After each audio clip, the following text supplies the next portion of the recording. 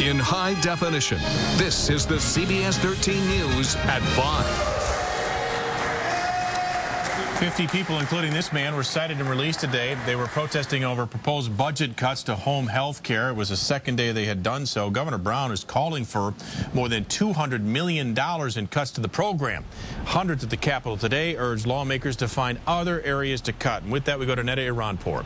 She's live with one family that says if the cuts go through, they won't be able to pay the rent.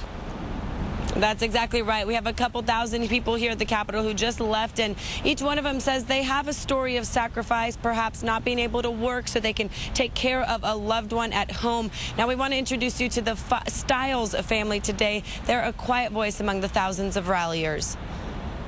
They didn't meet this way. Tammy knew Robert Stiles when he was a skateboarder, a forklift driver, and independent. Say that again, baby. It's keeping him healthy.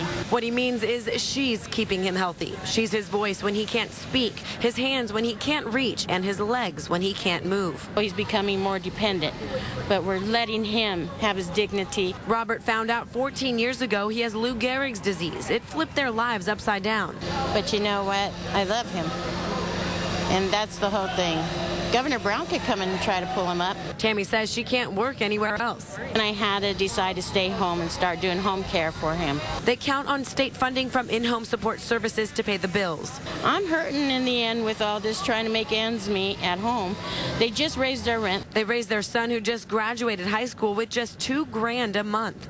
Doing finances and stuff was not something I wanted, but I had to take on the husband and the wife job. Now with the budget crisis, legislators looking to save anywhere and everywhere are threatening to cut 7% from her paycheck. Why are you putting us in the poorhouse? We didn't do anything wrong. She's taken cuts the past 3 years, forcing her to count on food banks and her church for donations. You know what? It's got to stop. There's no more. Desperate for income, they rally with thousands at the Capitol, here for 10 days already, even getting arrested, hoping someone hears their plea. Now, on the other side, of course, there are critics of home care. Many of them say that this system is filled with fraud and abuse, and far too many people are taking advantage of it. But those, of course, who rely on these services say they're actually saving the state money in hospitalization costs. Coming up tonight at 6, we take a look at those numbers and show you why that may not actually be the case. All right. Thanks so much, Neda.